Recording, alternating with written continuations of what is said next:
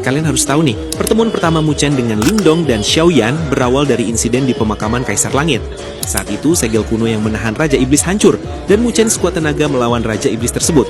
Namun jelas di hadapan Raja Iblis, Mu Chen kewalahan. Saat berada di ambang kematian, kobaran api menyembur keluar dari kehampaan yang menghanguskan aura Raja Iblis. Saat Mu Chen tersadar, ia melihat balok penggaris hitam dengan kobaran api di hadapannya yang tertancap di tanah. Setelahnya, siluet pria kurus berbaju hitam keluar dari kehampaan lautan api. Orang-orang di sekitarnya menebak identitasnya sebelum akhirnya ada yang menyadarinya bahwa ia adalah Kaisar Api. Setelah semua orang menyadari, jelas mereka terkejut karena dia adalah sosok kuat dari wilayah api tak berujung. Dan wilayah itu telah menjadi kekuatan tertinggi di dunia seribu besar yang tidak kalah kuat dari klan-klan kuno. Dan hanya leluhur bela diri dari alam bela diri dan beberapa orang lainnya yang sebanding dengan Kaisar Api. Saat semua orang tercengang, Mu Chen juga menatap siluet itu dengan terkejut. Dia tidak pernah menyangka bahwa Kaisar Api akan turun langsung di hadapannya pada saat yang sangat genting tersebut. Di belakang Mu Chen, Lin Jing berteriak kegirangan seperti mengidolakan Kaisar Api. Melihat Lin Jing kegirangan, Xiao Xiao mencibir ketika melihat ayahnya karena selalu muncul di saat-saat terakhir. Melihat sikap putrinya, Kaisar Api menjelaskan bahwa ia tak sengaja datang dan harus menyegel lokasi tersebut.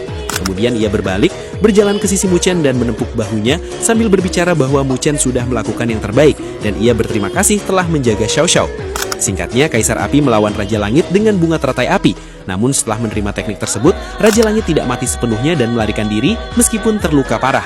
Saat aura iblis melarikan diri, tiba-tiba ruang di sekitarnya bergetar hebat dan hancur berkeping-keping sebelum sebuah tangan besar muncul dari kehampaan di Cakrawala. Tangan itu ditutupi sisik naga biru langit dengan kekuatan yang tak terlukiskan yang menyelimuti seluruh wilayah pemakaman. Di bawah aura itu, Mu Chen dapat merasakan roh naga sejatinya bergetar, seolah-olah telah bertemu musuh besar. Saat Mu Chen terkejut dan kebingungan, tangan itu mengejar aura iblis lalu menjebak aura iblis tersebut di dalamnya. Setelah ruang terdistorsi, muncul siluet pria berbadan sedikit kekar yang memancarkan aura naga agung yang diiringi energi spiritual elemen di sekitarnya. Jelas ini adalah pancaran energi dari simbol leluhur. Ketika semua orang melihat siluet itu, mereka langsung mengenalinya bahwa ia adalah leluhur bela diri, seseorang yang membangun reputasinya seorang diri hingga mendirikan wilayah bela diri. Wilayah ini juga jelas menjadi salah satu wilayah tertinggi di dunia seribu besar. Wilayah bela diri dan wilayah api adalah dua kekuatan paling ditakuti di seluruh Great Thousand World. Mereka bukan sekedar wilayah biasa, melainkan benteng pelindung bagi umat manusia. Melihat leluhur bela diri, Mu Chen jelas terkejut karena tidak menyangka bahwa kedua sosok agung yang ia idolakan muncul di hadapannya.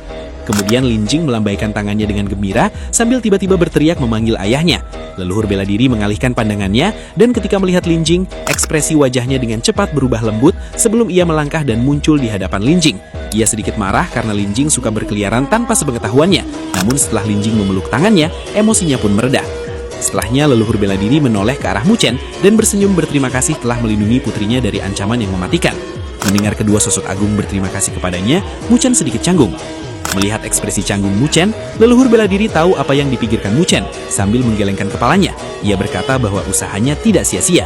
Saat itu, bahkan saya pun tidak mampu menghentikannya. Jadi wajar jika saya berterima kasih kepadamu, ucap Lindong. Mu Chen tersenyum datar setelah mendengar pujiannya. Apa yang dikatakan kakak Lin benar, ucap Kaisar Api juga muncul sebelum menepuk bahu Mu Chen, lalu menoleh ke leluhur bela diri. Kakak Lin, sudah lama kita tidak bertemu. Saya harap kau baik-baik saja, ucap Kaisar Api. Kemudian Lindong menanggapi nada sopan Kaisar Api. Sambil menangkupkan tinjunya, ia membalas hormatnya. Setelah mengatasi ancaman tersebut, kemudian Lindong dan Xiaoyan menyerahkan jimat batu dan lentera kepada Mu Chen untuk jaga-jaga di kemudian hari. Sebelum mengucapkan salam perpisahan, Lin Jing mengundang Mu Chen untuk datang ke alam bela dirinya di masa depan. Mu Chen pun setuju, lalu mengucapkan selamat tinggal kepada kedua wanita tersebut. Setelah mengucapkan salam perpisahan, Kaisar Api dan leluhur bela diri pergi bersama putrinya dan menghilang dari pemakaman Kaisar Langit. Pertemuan mereka bertiga menjadi momen penting bagi Mu Chen, karena mereka bertiga akan bergandengan tangan menghadapi ancaman potensial bagi umat manusia di masa depan.